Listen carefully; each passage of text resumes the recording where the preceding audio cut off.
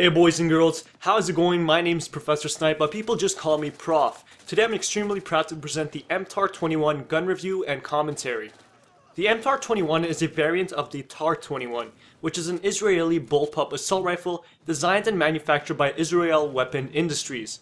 The MTAR basically stands for Micro Tavor Assault Rifle, and the 21 meaning the 21st century. In Battlefield Play4free, the MTAR-21 is available for the engineer class and unlocked at level 30. First of all, the look of the weapon is nice. It's compact and small, which is always ideal for an SMG. The sound the gun makes is very thin and fast, which definitely suits the weapon.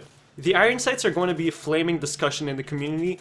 As for my own personal experience and preference, I have to say that I really enjoy the iron sights, simply because they're very thin and very accurate. Of course, the main issue here with the sight is that big circular piece of metal around it, the ghost ring, but from my personal experience it does bother. It looks really uncomfortable, and when there are a lot of enemies at a farther distance, it is hard to keep track of each of them and their movements. But the actual thickness of the center, inside the thick ghost ring, is very thin. So it works really amazing. Like I mentioned before, this might be more of a heated discussion, but those are my own personal opinions on the matter. Worst case scenario, you would just use an additional sight. You get 24 bullets per magazine, which is very normal for any weapon.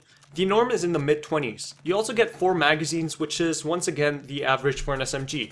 This gives you a total of 96 bullets, which is for the third time very normal and average. Weapons like the MP5, ASVAL, and the UMP-45 have the exact same ammunition counts. The reload time is at a fast speed of 3.2 seconds.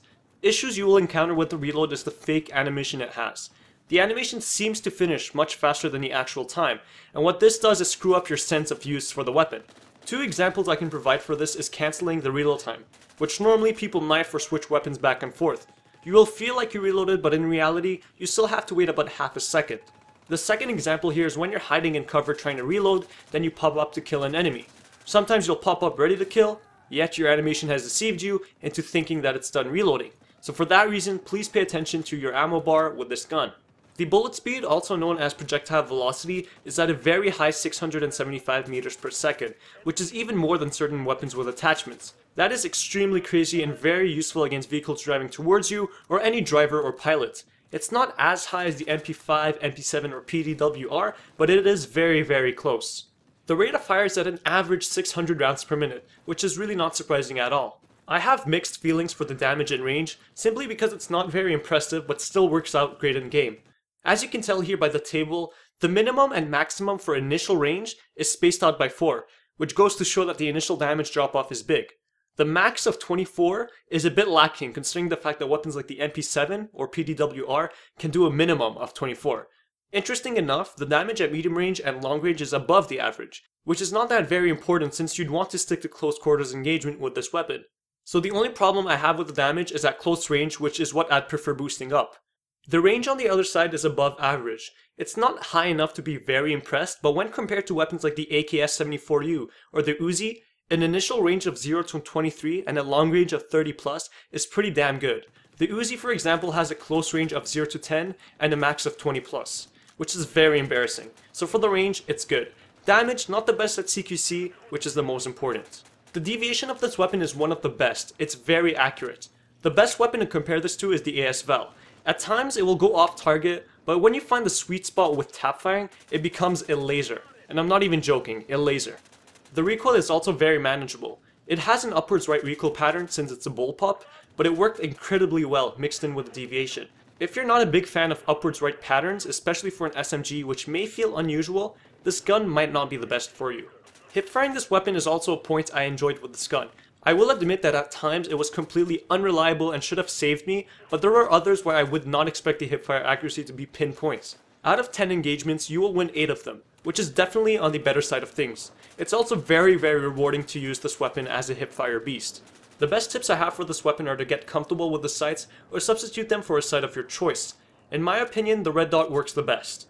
A main tip here is to watch your ammo counter because of the deceiving reload animation. The best tip I could give you is to learn to extreme tap fire. And by extreme tap fire, I mean tap until you can't feel your fingers anymore. The best part about this gun is that despite its damage, using it at close range as a full auto works great. The even more surprising part is that at medium range, the damage is good enough for an SMG. So when learning to extreme tap fire, your bullets will go so straight because of the low deviation that you'll find yourself mowing down enemies at longer ranges. The attachments I would suggest would be the close-in barrel or the standoff barrel. The projectile velocity is high enough, so your options here are extending close range or extending long range. In my opinion, I would stick with the close-in barrel if you like to use this weapon at CQC, but if playing on a larger map and using the extreme tap fire, the standoff works wonders. For magazines, I would go for either CQC ammo or Viper mags. I personally feel more comfortable with 30 bullets rather than 24, but the more I used the weapon, the less I wasted bullets, and when I switched to CQC ammo, the 20 to 24 initial damage became 26 to 32, which is unbelievable. The stocks options I would give you guys are tactical stock, stabilized, and balanced stock. I feel like the two best were the balanced stock and the stabilized. The balance is good for people comfortable with upwards right recoil patterns because it offers an amazing reduction to deviation, which always helps out the extreme tap fire. The stabilized stock offers a reduction in deviation, but not as much as the balance, but it does reduce recoil, which can definitely help out many people. The best combinations I have here are close-in barrel, CQC ammo, and balanced stock for CQC and medium range beasting, and standoff barrel, Viper mags, and stabilized stock for an overall beast. This gun is playable on all maps, just stick to the proper areas and don't go wandering 200 meters away from the objective. I see aggressive players using the MTAR as it provides a small, very accurate weapon perfect for taking out enemies from the front line. For my final rating, this weapon gets an amazing score of 9.2 out of 10. When used with the proper attachments and technique, this weapon mows people down. It's not flawless. There are some aspects that bother me like the reload animation and the initial damage, but once again, with technique and practice time, and of course attachments, these limits will fade away and you'll be extremely happy with your purchase. That's pretty much all I have for today's video. If you did enjoy, make sure to support the channel by leaving a like and a comment. I'd love to know what you guys think of this weapon so far, especially the iron sights. My name is Prof, and I'll catch you guys in the next episode.